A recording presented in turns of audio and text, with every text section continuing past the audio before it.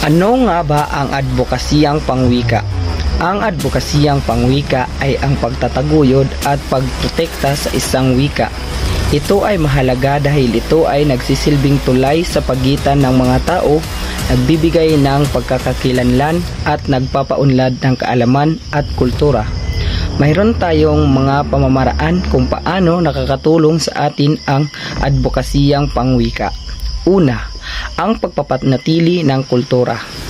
Ang wika ay isang mahalagang bahagi ng ating kultura sa pamamagitan ng pagtataguyod ng ating wika. Pinapanatili natin ang ating mga tradisyon, kaugalian at kasaysayan. Pagpapalakas ng komunidad. Ang wika ay nagbubuklod sa mga tao sa isang komunidad sa pamamagitan ng paggamit ng isang karaniwang wika. Mas madaling makipag-ugnayan at makipagkaisa sa isa't isa. Hindi may kakaila na ang Pilipinas ay mayaman sa kultura at tradisyon.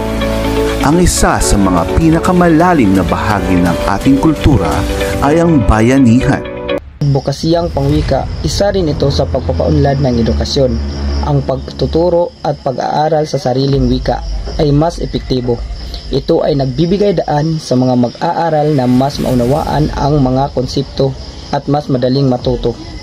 Bukod sa edukasyon, mahalaga rin ang advokasiyang pangwika sa pagpapaganap ng Pilipino sa iba pang mga larangan tulad ng media, sining at kultura. Ang paggamit ng Pilipino sa mga pelikula, telebisyon, musika at iba pang mga anyo ng sining ay makakatulong upang mapapaglaganap ang ating wika at magpapanatili ang ating kultura. Pagpapalakas ng ekonomiya. Ang paggamit ng sariling wika sa negosyo at kalakalan ay maaaring magpapalakas ng ekonomiya. Ito ay nagbibigay daan sa mga tao na mas madaling makipag-ugnayan sa mga customer at kliyente. Tuluyang ibinasura ng Korte Suprema ang apela ng grupong Tanggol Wika kontra sa Memorandum Order ng Commission on Higher Education na nagtatanggal sa Filipino at panitikan bilang core subject sa kolehiyo. Nakatuon ang Filipino sa tamang paggamit ng wika habang ang panitikan nakatuon naman sa pagbabasa at literatura.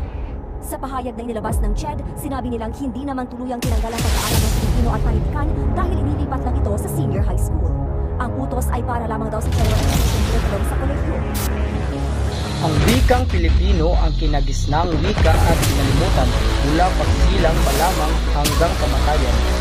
Wikang itinuro ng ating mga magulang, hindi mababayaran, hindi mapatalitan. Wika itong may kaakibat na araw sa bawat Pilipinong may mabuting asal. Ang wikang hindi dapat kalimutan kahit may bagong wikang natutunan.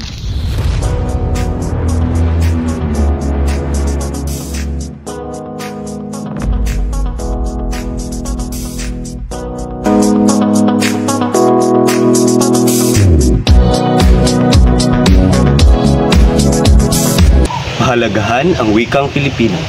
Bakit kailangang pahalagahan ang ating wika? Ito ang ating pambansang wika, sumisimbolo ng paglaya, kultura at pagkakakilanlan. Narapat itong pagyamanin at gamitin ng tama upang mapanatili ang pagkakaisa. Sa kasamaang palad, maraming kabataan ngayon ang tinalikuran na ang wikang Pilipino at ang mas binigyang pansin ay ang mga banyagang wika. Huwag natin ito hayaang mangyari. Ang wika ay hindi simpleng lingwahe. Ito yaman at pamana. Kaya, tayo'y magkaisa at ipakita ang pagmahal sa ating wika. Hindi lamang sa salita, kundi sa gawa.